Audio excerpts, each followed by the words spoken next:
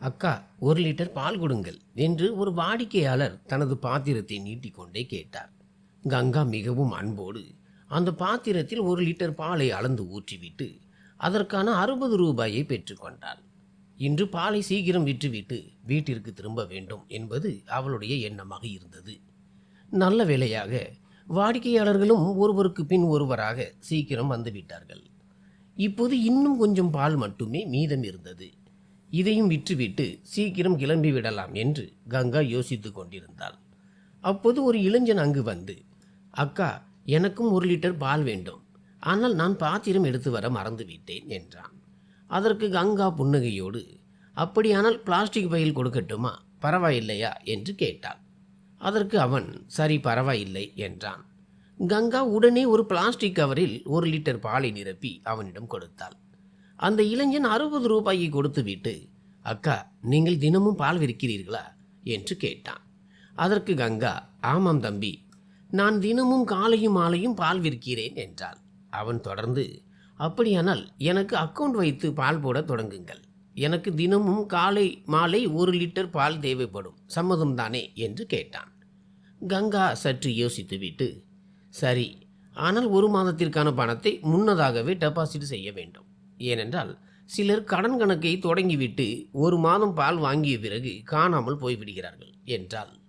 அந்த இளைஞன் உடனே, அப்படி நடக்காத அக்கா, நான் உங்களுக்கு 1 மாத பணத்தை முன்கூட்டியே தந்து விடுகிறேன். அதன் பிறகு எனது கணக்கை தொடங்குங்கள் என்றான். அதற்கு கங்கா, சரி தம்பி, நாளை முதல் வந்துவிடுங்கள் என்றாள். அந்த இளைஞன் சிரித்து கொண்டே, அப்படியானால் நான் உறுதி என எடுத்துக்கொள்ளலாமா என்று கேட்க, கங்காவும் நிச்சயமாக தம்பி என்றாள்.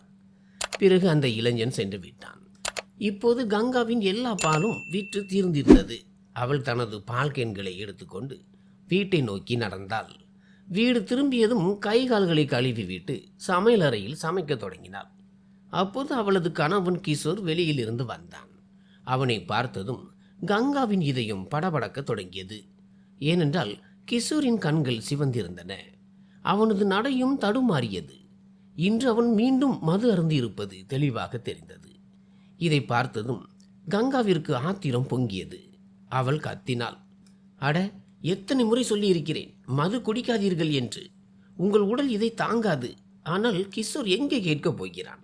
தள்ளாடியபடியே வீட்டிற்குள் நுழைந்து நாற்காலியில் தபதபவென அமர்ந்தான். அப்போது கங்கா மீண்டும் கேட்டாள், ஏன் இப்படி குடிக்கிறீர்கள்? இந்த மதுவினால் உங்களுக்கு என்ன கிடைக்கிறது? உடலைத்தான் பாழாக்கி கொண்டீர்கள்.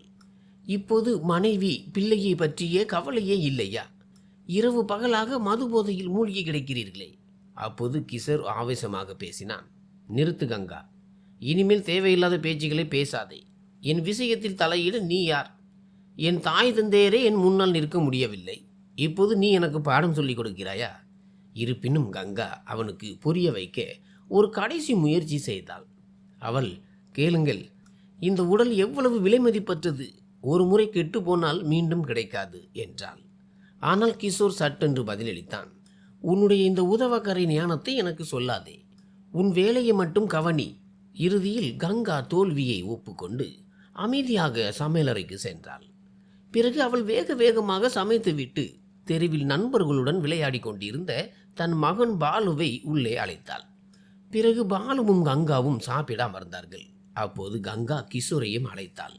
ஆனால் அவன் அதிக மது குடித்திருந்ததால் சுயநினைவின்றி எதை குறித்தும் உணர்வு இல்லாமல் இருந்தாலும் கங்கா அவனுக்காகவும் உணவு சமைத்து வைத்திருந்தாள். ஆனால் அவனது நிலையோ சாப்பிடும் நிலையில் இல்லை. இறுதியில் பாலுவும் கங்காவும் சாப்பிட்டு விட்டு உறங்க சென்றனர். மறுநாள் காலை கங்கா சீக்கிரம் எழுந்தாள். அவளிடம் 3 எருமைகள் இருந்தன. அவள் முதலில் அவற்றின் சாணத்தை அள்ளி சுத்தப்படுத்தினாள். தொழுவத்தை பெருக்கி மின்ன செய்தாள். பிறகு 3 எருமைகளிடமிருந்தும் பால் கறந்தாள். இந்த வேலைகளை எல்லாம் முடித்துவிட்டு காலை 8 மணிக்கு முன்பாகவே முச்சந்தியில் பால் விற்க அமர்ந்து விட்டாள். இதுதான் அவளது அன்றாட வேலை. 3 எருமைகளிடமிருந்தும் ஒரு நேரத்தில் 12 முதல் 14 லிட்டர் பால் கிடைக்கும். அதன் மூலம் ஓரளவு நல்ல வருமானம் கிடைத்தது. இதற்கு முன்பு கங்கா மற்றவர்களின் வீடுகளில் பாத்திரம் கழுவவும் துணி துவைக்கும் வேலைகளை செய்து வந்தாள். ஆனால் இப்போது இந்த 3 எருமைகளால் அவளுக்கு நல்ல பணம் கிடைக்க தொடங்கியது. அதனால் இப்போது யாருடைய அதட்டலையும் கேட்க வேண்டிய அவசியம் இல்லை. யாரிடமும் கையேந்த வேண்டிய நிலையும் இல்லை. காலை 8 மணிக்கு அவள் முச்சந்திக்கு சென்று எப்போதும் போல பால் விற்க தொடங்கினாள். இன்று சுமார் 12 லிட்டர் பால் இருந்தது. அதனால் அதிக நேரம் எடுக்காது என்று கங்காவிற்கு தெரியும். அப்போது நேற்று வந்த அந்த இளைஞன் மீண்டும் பால் வாங்க வந்தான். அவளை பார்த்ததும் அவன் லேசாக புன்னகைத்தான். கங்காவும் அவனை பார்த்து மெலிதாக புன்னகைத்தாள். பிறகு அவன் அருகில் வந்து, அக்கா, என்னை நினைவிருக்கிறதா என்று கேட்டான். அதற்கு கங்கா, ஆமாம் தம்பி, நினைவிருக்கிறது. உங்களுக்கு கடன் கணக்கு தொடங்க வேண்டும் அல்லவா என்றாள். அவனும் ஆமாம், நிச்சயமாக என்றான். இன்று அவன் பால் வாங்குவதற்காக பாத்திரம் கொண்டு வந்திருந்தான். அந்த பாத்திரத்தை கங்காவின் கையில் கொடுக்க அவள் அதில் 1 லிட்டர் பாலை ஊற்றி திரும்ப கொடுத்தாள். பிறகு அவன், சரி, 1 மாதத்திற்கு எவ்வளவு ஆகும் என்று கேட்டான். அவள் கணக்கு பார்த்துவிட்டு, மாதத்திற்கு 3600 ஆகும். இந்த பணத்தை முன்கூட்டியே செலுத்த வேண்டும். சம்மதம் என்றால் சொல்லுங்கள், இல்லை என்றால் விட்டுவிடுங்கள் என்று கங்கா வெளிப்படையாக கூறிவிட்டாள். அதற்கு அந்த இளைஞன், சரி அக்கா, எப்படியும் கணக்கை தொடங்கத்தானே வேண்டும் என்றான். பிறகு அவன் தன் பையில் இருந்து பணத்தை எடுத்து 500 மற்றும் 100 ரூபாய் நோட்டுகளை எண்ணி 3500 கங்காவின் கையில் வைத்துவிட்டு, அக்கா, என்னிடம் மீதி 100 ரூபாய் சில்லறை இல்லை, நாளை கொடுத்து விடுகிறேன், பரவாயில்லையா என்றான். அதற்கு கங்கா, சரி, பரவாயில்லை, உங்களுக்கு எங்களை நம்பகம் இல்லாமல் இருக்கலாம், ஆனால் எங்களுக்கு உங்களை நம்பிக்கையாக இருக்கிறது என்றாள். இதை கேட்டதும் அவன் மீண்டும் சிரிக்க கங்கா சொன்னாள், நான் தினமும் இங்கே தான் வருகிறேன், ஆனால் உங்களை பற்றி எனக்கு தெரியாது. ஒருவேளை நீங்கள் வராவிட்டால் நான் உங்களை எங்கே தேடுவது? அதற்கு அவன், ஆமாம் அக்கா, நீங்கள் சொல்வது சரிதான், இருங்கள், என் பெயரை சொல்கிறேன் என்றான். பிறகு என் பெயர் அர்ஜுன் என்று கூறினான். பெயரை சொன்னதும் கங்கா தனது டைரியில் அர்ஜுன் என்று எழுதி அதற்கு நேராக 3500 வரவு என்று குறித்து கொண்டாள். சிறிது நேரத்தில் மீதம் இருந்த பாலும் விற்று தீர்ந்தது. பிறகு கங்கா தன் வீட்டிற்கு திரும்பினாள். வீடு திரும்புவதற்கு மணி 10:30 ஆகிவிட்டது. அவளுக்கு பசியாக இருந்தது. அதனால் முதலில் கைகால்களை கழுவினாள். வரும் வழியில் சந்தையிலிருந்து இட்லி மற்றும் வடை போன்றவற்றை வாங்கி வந்திருந்தாள். அதை அவளும் சாப்பிட்டு விட்டு பாலுவிற்கும் கொடுத்தாள். பாலுவும் தன் அம்மாவுடன் அமர்ந்து சாப்பிட்டான். இப்போது அவனுடைய பள்ளிக்கு நேரமாகி கொண்டிருந்தது. அதனால் பாலு விறுவிறுவென தயாராகி பள்ளிக்கு கிளம்பினான். அப்போது கங்கா பாலுவிடம், மகனே, உன் அப்பா எங்கே போனார் என்று கேட்டாள். அதற்கு பாலு, அம்மா, அவர் சற்று நேரத்திற்கு முன்பு வரை இங்கே தான் இருந்தார். பிறகு யாரோ ஒரு ஆள் வந்து, வாடா, இன்று சாராய் கடையில் சுட சுட மது குடிக்கலாம் வா என்று சொல்லி இருவரும் சென்று விட்டார்கள். கங்கா, சரி, போகட்டும் மகனே, நீ அவரை பற்றி கவலைப்படாதே, கிளம்பு, பள்ளிக்கு நேரமாகிவிட்டது என்று கூறி பாலுவை தயார் செய்து பள்ளிக்கு அனுப்பி வைத்தாள். அதன் பிறகு கங்கா மீண்டும் எருமைகளிடம் சென்று அவற்றுக்கு தீவனம் போட்டுவிட்டு வீடு திரும்பினாள். மதிய வேளையில் அவள் சற்று ஓய்வெடுத்து கொண்டிருந்த போது கிஷோர் திடீரென்று உள்ளே நுழைந்தான். வந்த உடனேயே, உனக்கு வேறு வேலையே இல்லையா என்று கேட்டான். அதற்கு கங்கா, நான் வேலை செய்து முடித்து விட்டுதான் சற்று இளைப்பாறுகிறேன், நீங்கள் என்ன வேலை செய்கிறீர்கள் என்று சொல்லுங்கள் என்றாள். இதில் கிஷோர் ஆத்திரமடைந்து, நீ எனக்கு பாடம் சொல்லிக் கொடுக்காதே, என் காரியத்தை நான் பார்த்து கொள்வேன் என்றான். அப்போது கங்கா, அப்படியானால் நீங்களும் எனக்கு பாடம் சொல்லி கொடுக்காதீர்கள், என் காரியத்தை நான் பார்த்து கொள்கிறேன், வீட்டை நான் தானே நடத்துகிறேன், நீங்கள் தான் எந்த வேலையும் செய்வதில்லையே என்றாள். உடனே கிஷோர் கத்தினான், சரி, ரொம்ப பேசாதே, எனக்கு 500 ரூபாய் வேண்டும். கங்கா, 500 ரூபாய் எதற்கு? என்னிடம் பணம் இல்லை, இன்னும் பலரிடம் பால் காசு வர வேண்டியிருக்கிறது, இன்னும் பணம் கிடைக்கவில்லை என்று நானே கவலையில் இருக்கிறேன், நீங்கள் என்னவென்றால் 500 ரூபாய் கேட்கிறீர்கள் என்றாள். அப்போது கிஷோர் அவள் மேல் கோபத்தில் கத்தி கூச்சலிடத் தொடங்கினான். அவனது அருகில் ஒரு தடி கிடந்தது. கிஷோர் அதை எடுத்து ஆவேசமாக, கங்கா, பணத்தை கொடு, இல்லையென்றால் இந்த தடி உன் முதுகில் உடையும் என்றான். இதை கேட்டதும் கங்காவின் இதயம் பயத்தில் நடுங்கியது. அப்போது தன் கணவனுடன் சண்டையிட அவளுக்கு விருப்பம் இல்லை. அதனால் வேறு வழியின்றி தன் பையில் இருந்து 500 ரூபாயை எடுத்து கிஷோரின் கையில் கொடுத்தாள். கிஷோரின் சுபாவமே இதுதான். அவன் எப்போதும் கங்காவிடமிருந்து பணத்தை பறித்து மதுவிலும் சூதாட்டத்திலும் அழித்து விடுவான். இதனால் கங்கா சலித்து போயிருந்தாள். என்ன செய்வதென்றே அவளுக்கு புரியவில்லை. அவளது பிறந்த வீட்டிலும் பெற்றோரின் நிலைமை சரியாக இல்லை. அதனால் கங்காவே மனதை திடப்படுத்தி கொண்டு 3 எருமைகளை வாங்கி அவற்றின் பால் வருமானத்தில் வீட்டை நடத்த தொடங்கினாள். இப்படித்தான் அவளது வாழ்க்கை ஓடிக்கொண்டிருந்தது. ஆனால் அவள் உண்மையில் தனிமரமாகவே இருந்தாள். ஏனென்றால் அவளது கணவன் கிஷோர் அவளுக்கு உடல் ரீதியாகவும் மன ரீதியாகவும் எந்த ஒரு மகிழ்ச்சியையும் தருவதில்லை. வீட்டு வேலைகளில் உதவி செய்வதோ அல்லது ஏதேனும் வேலைக்கு செல்வதோ கிடையாது. வாழ்க்கையின் எல்லா பொறுப்புகளும் அவளுடையது மட்டுமே என்பது போல இருந்தது. அவளது கணவன் இரவு பகலாக மது போதையில் மூழ்கி கிடந்தான். ஒரு நாள் கங்கா எப்போதும் போல மாலையில் பால் எடுத்துக்கொண்டு முச்சந்தியில் விற்க சென்றாள். கொஞ்சம் பால் விற்று தீர்ந்தது. ஆனால் இன்னும் சிறிது மீதம் இருந்தது. அன்று ஒரு கடையின் திறப்பு விழா இருந்ததால் சந்தையில் அதிக கூட்டம் இருந்தது. பெரிய தலைவர்கள் வந்திருந்ததால் வாகன நெரிசலும் அதிகமாக இருந்தது. கங்கா தனது பழைய இடமான முச்சந்தியில் அமர்ந்து பால் விற்று கொண்டிருந்தாள். அப்போது திடீரென்று ஒருவன் மோட்டார் சைக்கிள் ஓட்டி வந்தான். அவனது வண்டி நேராக கங்காவின் மேல் ஏறிவிட்டது. அவன் பிரேக் பிடித்தான். ஆனால் வண்டி அவனது கட்டுப்பாட்டிற்குள் வரவில்லை. மோதிய வேகம் அவ்வளவு பலமாக இருந்ததால் கங்கா கீழே விழுந்தாள். அவள் வைத்திருந்த பால் முழுவதும் சாலையில் கொட்டி சிதறியது. நல்ல வேளையாக மோட்டார் சைக்கிள்காரன் முழு வண்டியையும் கங்காவின் மீது ஏற்றிவிடவில்லை. வண்டியின் ஒரு ஓரம் மட்டுமே அவள் மேல் பட்டது. கங்கா உடனே ஓரத்திற்கு தாவினாள். இருப்பினும் வண்டியின் பம்பர் அவளது கையில் மோதியதில் அவள் பலமாக தரையில் விழுந்தாள். வலியால் கங்காவின் அலறல் சத்தம் கேட்டது. சிறிது நேரம் அவள் அப்படியே தரையில் கிடந்தாள். உடனே அங்கிருந்தவர்கள் அவளை சுற்றி கூடிவிட்டனர். சிலர் கங்காவின் பால் கேன்களை எடுத்து ஓரமாக வைத்தனர். பிறகு கங்கா எழுந்து அமர்ந்து தனது கையை பார்த்தாள். கையில் லேசான சிராய்ப்பு இருந்தது. ஆனால் அதிர்ஷ்டவசமாக பெரிய காயம் ஏதும் ஏற்படவில்லை. அப்போது கடன் கணக்கு வைத்திருந்த அர்ஜுன் அங்கு வந்து சேர்ந்தான். பதற்றத்துடன், அக்கா, உங்களுக்கு பலமாக அடிபடவில்லையே, கொஞ்சம் காட்டுங்கள் என்று கூறிக்கொண்டே கங்காவின் அருகில் அமர்ந்து அவளது கையை உற்று பார்த்தான். கையை பார்த்த அர்ஜுன், அக்கா, உங்களுக்கு சிராய்ப்பு ஏற்பட்டுள்ளது, இதற்கு மருந்து போட்டு கட்டு போட வேண்டும் என்றான். அதற்கு கங்கா, வேண்டாம், அப்படியே இருக்கட்டும் என்றாள். ஆனால் அர்ஜுன் பிடிவாதமாக, இல்லை அக்கா, மருந்து போடுவது அவசியம் என்றான். அதற்குள் அங்கிருந்த கூட்டம் மெல்ல குறைய தொடங்கியது. சிலர் அந்த மோட்டார் சைக்கிள் ஓட்டியவனை திட்டினார்கள். அப்போது கங்கா, போகட்டும், விடுங்கள், அவன் ஒரு சிறிய பையன்தான் என்றாள். ஏனென்றால் தவறு குழந்தைகளின் மேல் இல்லை, அந்த சிறிய வயதிலேயே வண்டியை எடுத்து தரும் பெற்றோர்களின் மீதுதான் இருக்கிறது என்பது அவளது எண்ணம். இத்தகைய விபத்துகளால் தான் கங்காவிற்கு இப்போது காயம் ஏற்பட்டிருந்தது. அப்போது அர்ஜுன், வாருங்கள் அக்கா, உங்களை நான் மருத்துவமனைக்கு அழைத்து செல்கிறேன் என்றான். பிறகு கங்காவின் சாமான்களை சரியாக எடுத்து வைத்துவிட்டு அவளை அருகில் இருந்து ஒரு சிறிய மருத்துவமனைக்கு அழைத்து சென்றான். அங்கு மருத்துவர் கங்காவின் கையை பார்த்து மருந்திட்டு கட்டு போட்டார். மருத்துவமனையிலிருந்து திரும்பிய அர்ஜுனும் கங்காவும் பால் விற்ற இடத்திற்கு வந்தார்கள். பிறகு கங்கா தனது பால் கேனை எடுத்தாள். அப்போது எல்லா பாலும் சாலையில் கொட்டிவிட்டிருந்தது. இதனால் அன்று அர்ஜுனுக்கு பால் கிடைக்கவில்லை. கங்கா வருத்தத்துடன், தம்பி, உங்கள் பால் எல்லாம் கொட்டிவிட்டது, இப்போது ஒரு சொட்டு பால் கூட மீதமில்லை என்றாள்.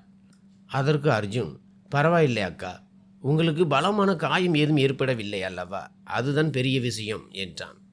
அவனது வார்த்தைகள் அவ்வளவு வாஞ்சையாக இருந்ததால் கங்காவிற்கு அவனிடம் ஒரு நெருக்கமான உணர்வு ஏற்பட்டது. அவள், நன்றி அர்ஜுன் என்றாள். உடனே அர்ஜுன், அக்கா, நீங்கள் என்னை என் பெயரிலேயே கூப்பிடுங்கள், அதுதான் எனக்கு பிடித்திருக்கிறது என்றான். அதற்கு கங்கா, சரி அர்ஜுன், உன் விருப்பப்படியே ஆகட்டும். ஆனால் நீ என்னை மருத்துவமனைக்கு அழைத்து சென்றாய். இந்த காலத்தில் யார் யாருக்காக இவ்வளவு செய்கிறார்கள்? அப்படி இருந்தும் நீ எனக்காக நேரம் ஒதுக்கினாய். நான் உண்மையிலேயே உனக்கு கடமைப்பட்டு இருக்கிறேன் என்றாள். அதற்கு அர்ஜுன், அட அக்கா, இதில் என்ன பெரிய விஷயம் இருக்கிறது? ஒரு மனிதன் இன்னொரு மனிதனுக்கு செய்ய வேண்டிய கடமை இது. நாம் ஒருவருக்கொருவர் உதவி செய்யாவிட்டால் உலகம் எப்படி இயங்கும் என்றான். அவனது இந்த வார்த்தைகள் கங்காவின் மனதில் எதிரொலித்து கொண்டே இருந்தன. ஏனென்றால் அர்ஜுனின் குணமும் பேசும் முறையும் மிகவும் நன்றாக இருந்தது. கங்கா கேட்டாள், இன்று உனக்கு பால் கிடைக்கவில்லையே, பிறகு நீ பாலுக்கு என்ன செய்வாய்? அவளுக்கு என்ன செய்வதென்று புரியாமல் மீண்டும் சொன்னால், கேள் அர்ஜுன், என் வீட்டில் கொஞ்சம் பால் இருக்கிறது, அதை உனக்காக எடுத்து வரட்டுமா? அர்ஜுன் அதை மறுத்துவிட்டான். வேண்டாம் அக்கா, அதன் அவசியம் இல்லை, இன்று நான் கடையிலிருந்து பால் பாக்கெட் வாங்கி கொள்கிறேன் என்றான். கங்கா, சரி, இன்று மட்டும் அட்ஜஸ்ட் செய்து கொள், நாளை உனக்கு கூடுதல் பால் தருகிறேன் என்று கூற அர்ஜுனும் சரி அப்படியே ஆகட்டும் என்று சொல்லிவிட்டு வீட்டிற்கு சென்றான். பிறகு கங்காவும் தனது பால் கேனை எடுத்துக்கொண்டு வீடு திரும்பினாள். வீட்டிற்கு சென்றபோது கிஷோர் மது குடித்து விட்டு சுயநினைவின்றி படுத்து கிடப்பதையும் பாலு வெளியே விளையாடி கொண்டு இருப்பதையும் பார்த்தாள். கங்கா அவனை வீட்டிற்குள் அழைத்து வந்து கிஷோரிடம் சொன்னாள், கேளுங்கள், இன்று சந்தையில் ஒரு பையன் என் மேல் வண்டியை ஏற்றிவிட்டான். பாருங்கள், காயம் பட்டதால் கட்டுப்போட வேண்டியிருந்தது. அப்போது கிஷோர் எரிச்சலுடன் பதிலளித்தான், நீ தேவையில்லாத கதைகளை சொல்லாதே. எங்காவது போயிருப்பாய், கீழே விழுந்திருப்பாய், இப்போது என்னிடம் பொய் சொல்கிறாய் என்றான் கிஷோர். அதற்கு கங்கா, இல்லை, நிஜமாகவே அடிபட்டு விட்டது, பாருங்களேன் என்றாள். ஆனால் கிஷோருக்கு கங்காவை பற்றி சிறு கவலை கூட இல்லை. அவளுக்கு காயம் பட்டாலோ அல்லது எது நடந்தாலோ கிஷோருக்கு ஒரு வித்தியாசமும் தெரியவில்லை.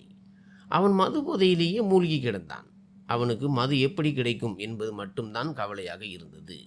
இறுதியில் கங்கா அமைதியாக வீட்டிற்குள் சென்று சமையலறையில் சமைக்க தொடங்கினாள்.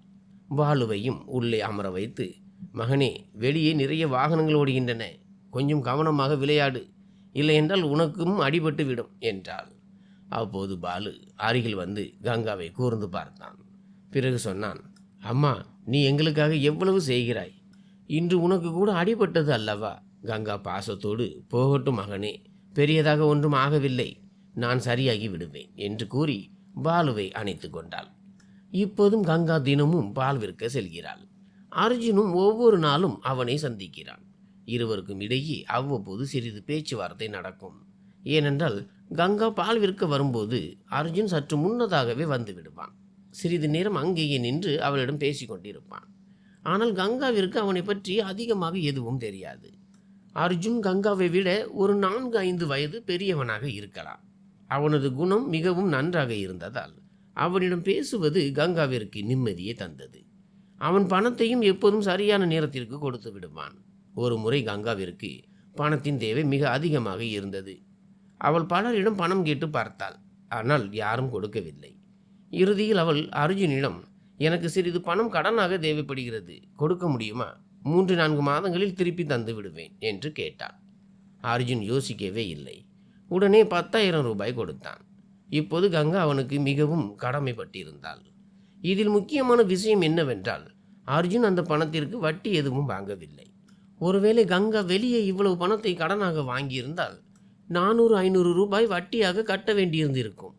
அர்ஜுனின் இந்த உதவி கங்காவிற்கு மிக பெரியதாக இருந்தது. ஆனால் பிப்ரவரி 3ஆம் தேதி அர்ஜுன் பால் வாங்க வந்தான்.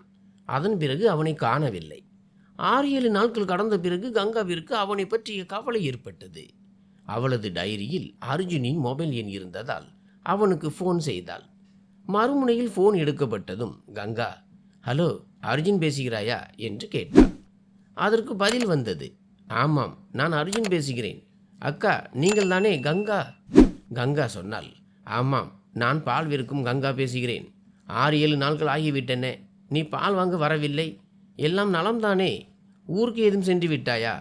அதற்கு அர்ஜுன், இல்லை அக்கா, ஊருக்கு போகவில்லை, வீட்டில் தான் இருக்கிறேன். கங்கா கேட்டாள், பிறகு என்ன ஆனது? ஏன் பால் வாங்க வரவில்லை? அர்ஜுன் சொன்னான், அது அக்கா, உடம்பு கொஞ்சம் சரியில்லை. கங்கா கவலையுடன், உடம்பு சரியில்லையா?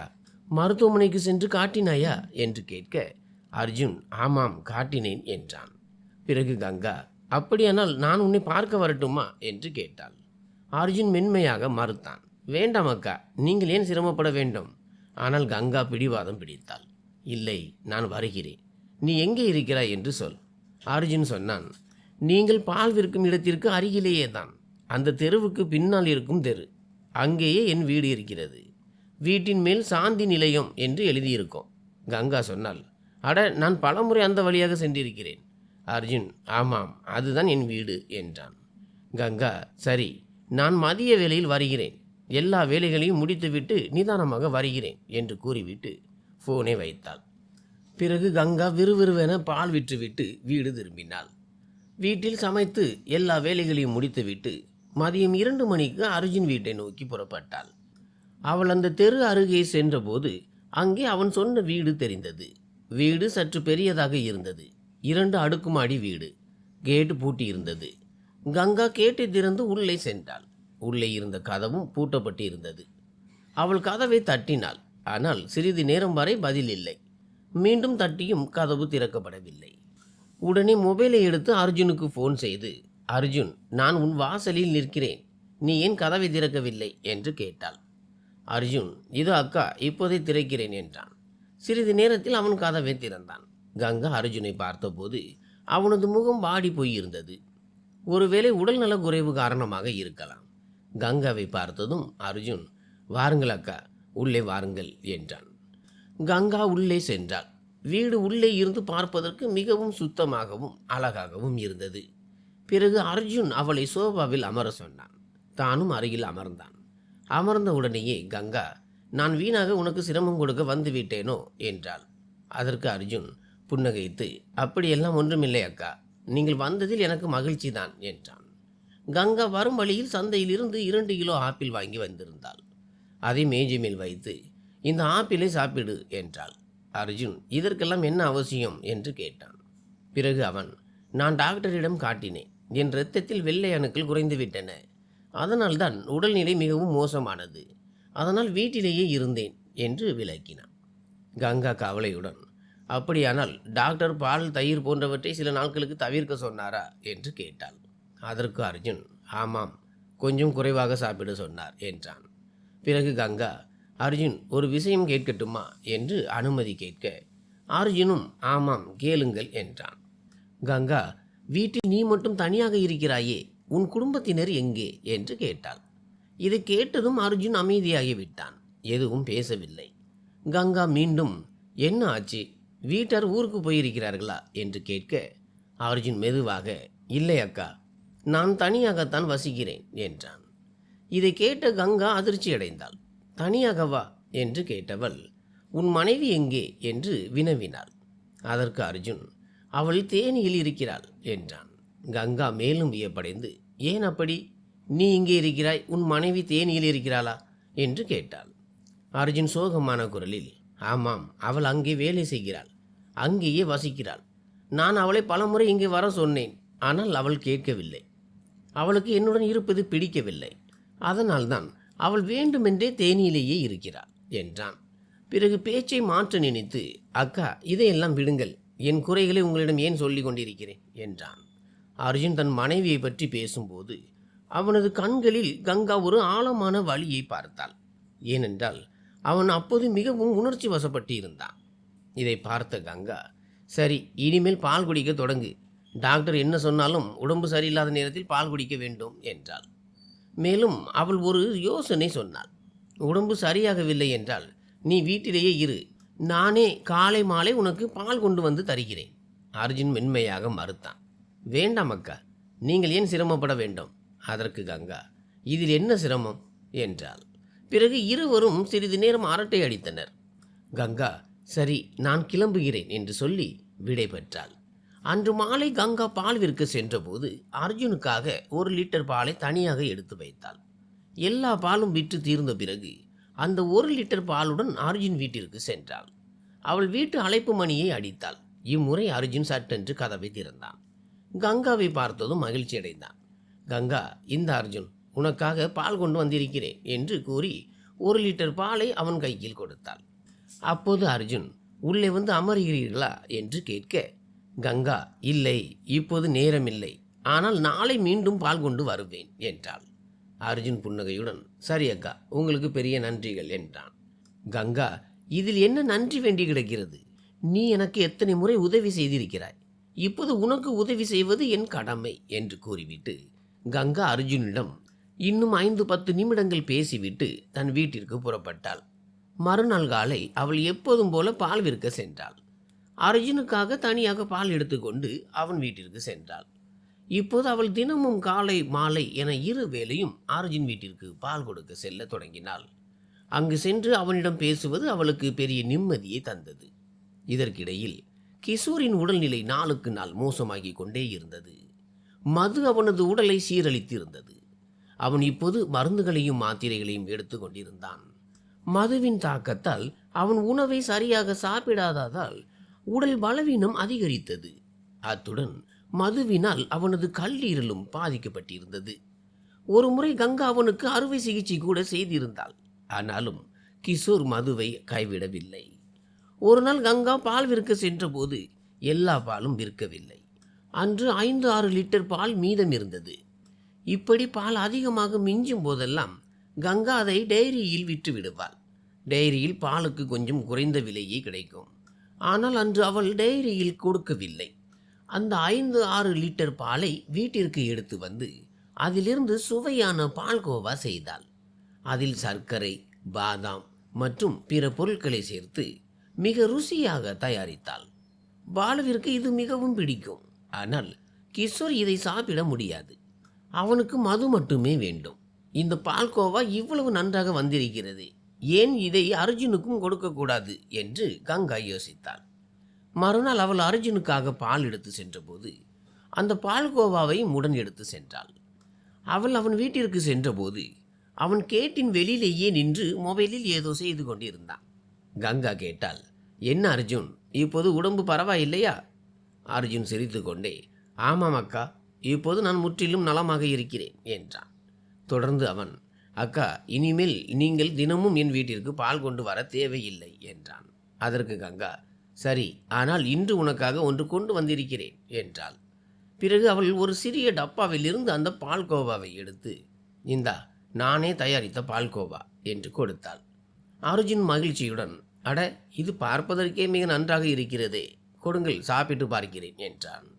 அவன் சிரித்து கொண்டே, நானும் இனிப்பாக ஏதாவது சாப்பிட வேண்டும் என்று தான் நினைத்து கொண்டிருந்தேன் என்றான். அப்போது கங்கா, அர்ஜுன், முதலில் உள்ளே செல்வோம் வா என்றாள். அர்ஜுனும் சரி அக்கா, உள்ளே போகலாம் என்றான். இருவரும் வீட்டிற்குள் சென்று சோபாவில் அமர்ந்து பேசத் தொடங்கினார்கள். அர்ஜுன் சொன்னான், அக்கா, நீங்கள் இத்தனை முறை என் வீட்டிற்கு வந்திருக்கிறீர்கள், ஆனால் நான் உங்களுக்கு ஒரு கப் டீ கூட கொடுக்கவில்லை.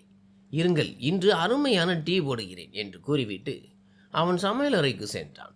சிறிது நேரத்தில் 2 கப்பு சுட சுட டீயுடன் வந்தான். இருவரும் டீயை பருகியபடி சிறிது நேரம் அரட்டை அடித்துக் கொண்டிருந்தனர்.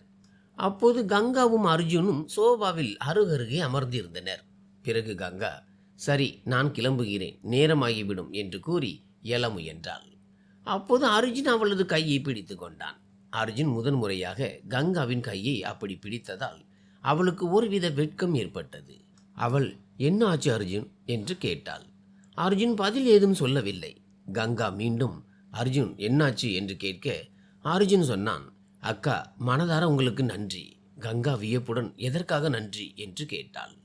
அர்ஜுன் சொன்னான், இத்தனை நாட்களாக எனக்காக வீட்டிற்கே பால் கொண்டு வருகிறீர்கள். இன்று எனக்காக பால்கோவா கூட கொண்டு வந்திருக்கிறீர்கள்.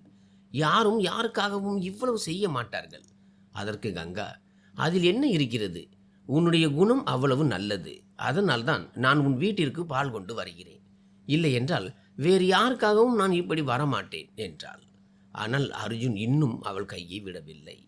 அவள் அருகில் நெருங்க முயற்சித்தான். திடீரென்று கங்காவிற்கு ஒரு எண்ணம் தோன்றியது. இல்லை, இது தவறு. அர்ஜுனுக்கு திருமணமாகிவிட்டது. ஒருவேளை அவன் வெறும் பொழுதுபோக்கிற்காக இப்படி செய்கிறானோ என்று நினைத்தவள் சற்றென்று அவனிடமிருந்து விலகி, எனக்கு அவசர வேலை இருக்கிறது, எனவே இப்போது நான் வீட்டிற்கு செல்ல வேண்டும் என்று கூறிவிட்டு அவள் அர்ஜுனின் வீட்டில் இருந்து புறப்பட்டு தன் வீட்டிற்கு வந்தாள்.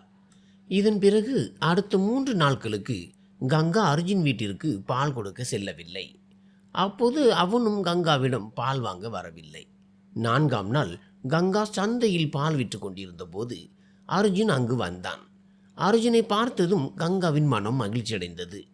அப்போது அர்ஜுன், என்ன ஆச்சு கங்கா, அன்று உனக்கு வருத்தமாக இருந்ததா என்று கேட்டான்.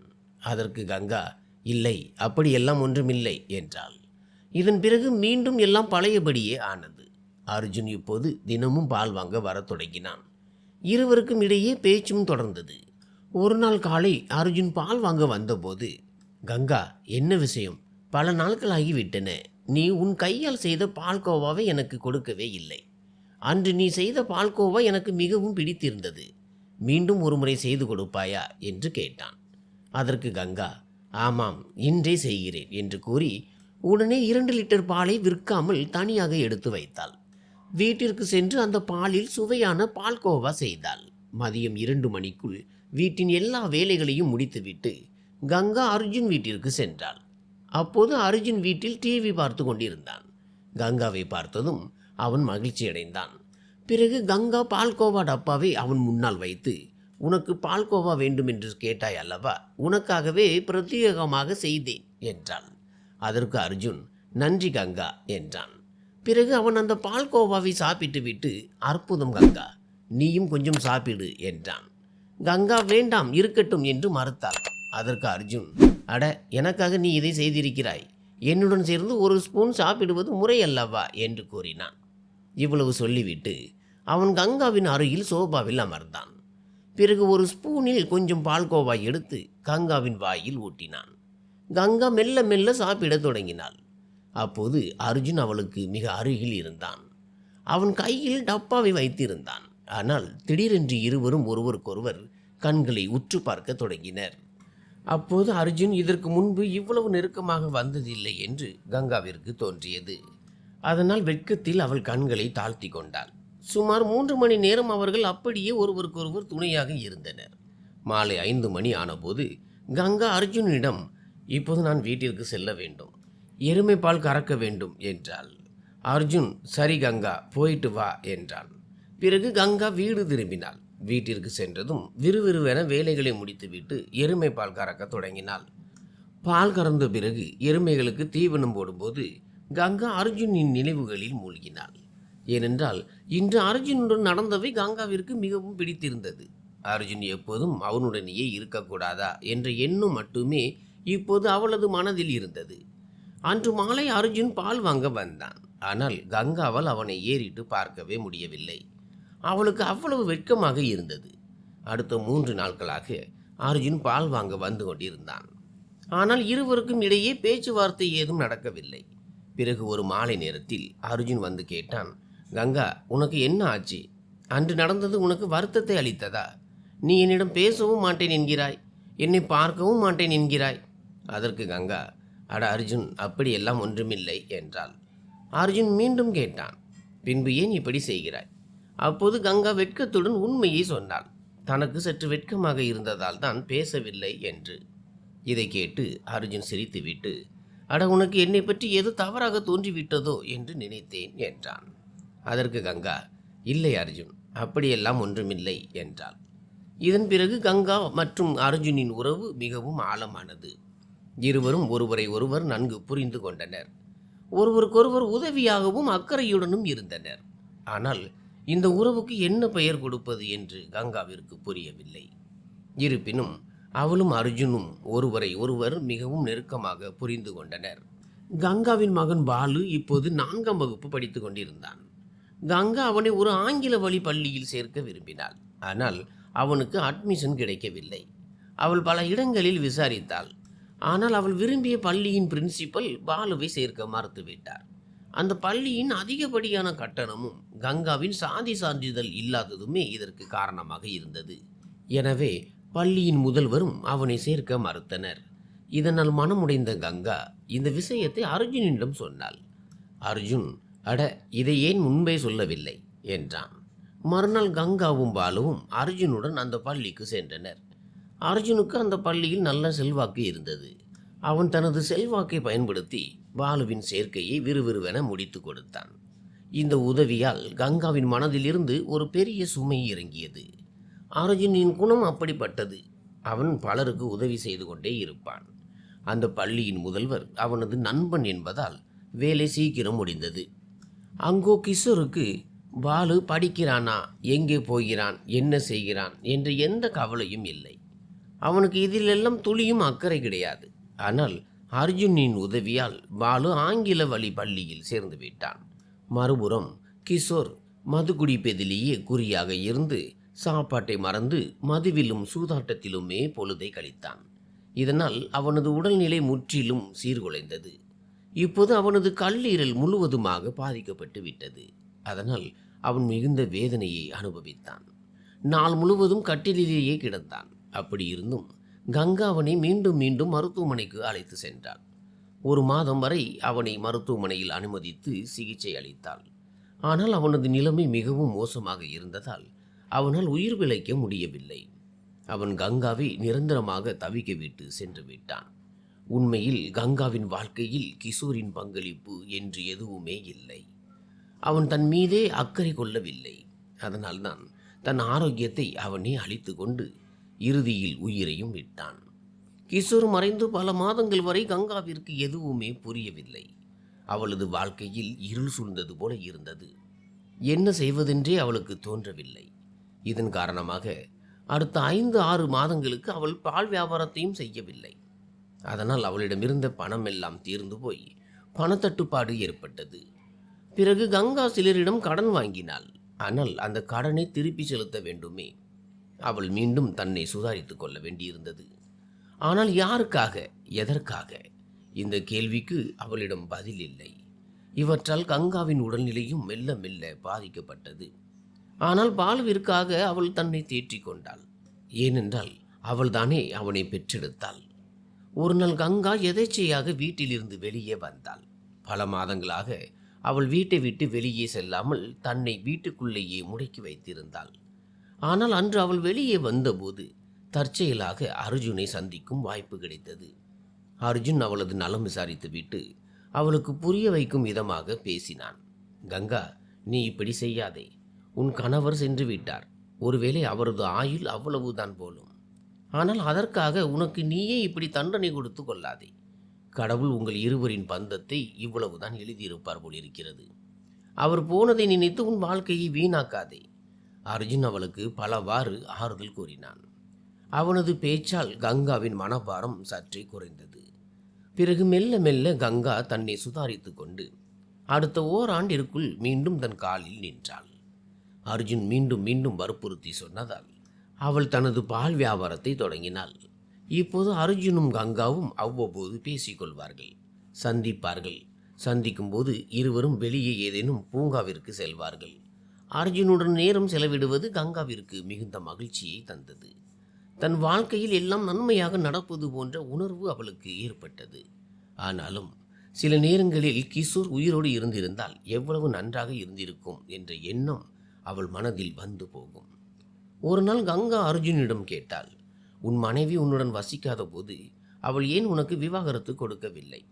அதற்கு அர்ஜுன், அவள் எனக்கு விவாகரத்து கொடுக்க தயாராகத்தான் இருக்கிறாள். நான் தான் கொடுக்காமல் இருந்தேன் என்றான். கங்கா, அர்ஜுன், நீ அவளுக்கு விவாகரத்து கொடுத்து விடு என்றாள். அர்ஜுன், ஆமாம் கங்கா, நானும் நீண்ட நாட்களாக அதைத்தான் விரும்புகிறேன். விவாகரத்து பத்திரங்களை நீதிமன்றத்தில் தாக்கல் செய்து விட்டோம். ஆனால் அவள் என் சொத்தில் பங்கு கேட்கிறாள். அதனால்தான் விவாகரத்து தள்ளி போகிறது என்றான். கங்கா, அவள் கேட்பதை கொடுத்து விடுங்களேன் என்றாள். கங்காவின் பேச்சை ஏற்று அர்ஜுன் தன் மனைவிக்கு 5 ஏக்கர் நிலத்தை கொடுத்து விவாகரத்து பெற்றான். இப்போது அவன் அவளிடமிருந்து நிரந்தரமாக பிரிந்து விட்டான். இதன் பிறகு கங்கா மற்றும் அர்ஜுனின் உறவு இன்னும் நெருக்கமானது. அர்ஜுனே தனது கணவனாக இருந்திருந்தால் எவ்வளவு நன்றாக இருக்கும் என்று கங்கா எப்போதும் நினைப்பாள். விவாகரத்திற்கு பிறகு அர்ஜுன் இப்போது அவ்வப்போது கங்காவின் வீட்டிற்கு வரத் தொடங்கினான். இருவரும் சந்திக்கும் போது மிகுந்த அன்புடனும் நெருக்கத்துடனும் பேசிக்கொள்வார்கள். ஒரு நாள் அர்ஜுன் சொன்னான், கங்கா, ஒரு விஷயம் சொல்லட்டுமா? கங்கா, சொல்லேன் என்றாள். அர்ஜுன் சொன்னான், கங்கா, உன்னை பிரிந்து இருப்பது எனக்கு துளியும் பிடிக்கவில்லை. உன்னுடன் ஒரே கூரையின் கீழ் என் வாழ்க்கையை கழிக்க முடிந்தால் எவ்வளவு நன்றாக இருக்கும். இதை கேட்டு கங்கா சிரித்து கொண்டே சொன்னாள், அர்ஜுன், எனக்கும் அப்படித்தான் தோன்றுகிறது. அன்று நீண்ட நேரம் ஆலோசித்த பிறகு வாழ்நாள் முழுவதும் ஒருவருக்கொருவர் துணையாக இருக்க வேண்டும் என்று கங்காவும் அர்ஜுனும் முடிவெடுத்தனர். ஆனால் அர்ஜுன் சொன்னான், கங்கா, நாம் சும்மா சேர்ந்து மட்டும் வாழப்போவதில்லை. இந்த உலகத்தின் முன்னால் உன்னை என் மனைவியாக்க விரும்புகிறேன். இதை கேட்டதும் கங்கா வெட்கப்பட்டாள். ஆனால் அவளது மனம் மகிழ்ச்சியில் துள்ளி குதித்தது. பிறகு இருவரும் நீதிமன்ற திருமணம் செய்து கொள்ள முடிவு செய்தனர். சில வாரங்களுக்கு பிறகு ஒரு காலை வேளையில் கங்காவும் அர்ஜுனும் நீதிமன்றத்திற்கு சென்றனர். கங்கா மணப்பெண் கோலத்தில் மிக அழகாக தயாராகி இருந்தாள். அர்ஜுனும் ஒரு எளிமையான குர்தா மற்றும் பைஜாமாவை அணிந்திருந்தான். அது அவனுக்கு மிக நன்றாக பொருந்திருந்தது. நீதிமன்றத்தில் ஆவணங்கள் தயார் செய்யப்பட்டு சிறிது நேரத்திலேயே அவர்களுக்கு திருமணம் முடிந்தது. இப்போது கங்காவின் மனதில் ஒரு இனம் புரியாத நிம்மதியும் மகிழ்ச்சியும் நிலவியது. பாலுவும் அவர்களுடனேயே இருந்து தன் அம்மாவை மகிழ்ச்சியுடன் பார்த்து கொண்டிருந்தான். திருமணத்திற்கு பிறகு கங்காவும் அர்ஜுனும் ஒரே கூரையின் கீழ் வாழத் தொடங்கினர். அர்ஜுன் கங்காவிற்கு அவ்வளவு அன்பை கொடுத்தான். அவளது பழைய துயரங்கள் அனைத்தும் மாயம் போல கரைந்து போயின. இப்போது அவர்கள் இருவரும் அதிகாலையில் கோவிலுக்கு செல்வார்கள். மாலையில் பூங்காவில் உலாவுவார்கள். இரவில் உணவு உண்ட பிறகு நீண்ட நேரம் அரட்டை அடிப்பார்கள். சில நேரங்களில் அர்ஜுன் சந்தையில் இருந்து கங்காவிற்கு பிடித்த வளையல்களை வாங்கி வருவான். கங்கா அர்ஜுனிற்கு பிடித்த உணவுகளையும் பால்கோவாவையும் செய்வாள். பாலுவையும் அர்ஜுன் தன் சொந்த மகனை போலவே நேசித்தான். அவனை பள்ளிக்கு தயார் செய்வான். அவனது ஒவ்வொரு தேவையையும் கவனித்து கொண்டான். ஒரு மாலை வேளையில் இருவரும் மொட்டை மாடியில் அமர்ந்திருந்தனர். அது ஒரு நில ஒளி வீசும் இரவு. மெல்லிய காற்று வீசிக்கொண்டிருந்தது. அர்ஜுன் கங்காவின் கையை பிடித்து சொன்னான், கங்கா, உன்னை திருமணம் செய்து கொண்ட பிறகு என் வாழ்க்கை முழுமையடைந்தது போல தோன்றுகிறது. அதற்கு கங்கா வெட்கத்துடன், அர்ஜுன், நீ எனக்காக செய்ததெல்லாம் ஒரு கனவு போல இருக்கிறது என்றாள். இருவரும் சிரித்தபடி ஒருவருக்கொருவர் தோளோடு தோள் சாய்ந்து நிலவை பார்த்து கொண்டிருந்தனர். காலம் கடந்து செல்ல கங்காவின் பால் வியாபாரம் மீண்டும் செழிக்க தொடங்கியது. இப்போது அர்ஜுனும் அவளுக்கு முழு ஒத்துழைப்பு கொடுத்தான். மறுபுறம் பாலுவும் பள்ளியில் நன்றாக படித்து வந்தான். அவனது எதிர்காலமும் பிரகாசமாக தெரிந்தது. கடவுள் தனக்கு இரண்டாவது வாய்ப்பை வழங்கியிருப்பதாக இப்போது கங்கா உணர்கிறாள். அர்ஜுன் எனக்கு முன்பே கிடைத்திருக்க கூடாதா என்று அவள் நினைப்பதுண்டு. தாமதமாக கிடைத்தாலும் அர்ஜுனால் இன்று அவளது வாழ்க்கை சொர்க்கத்தை விட குறைவாக இல்லை. நன்றி.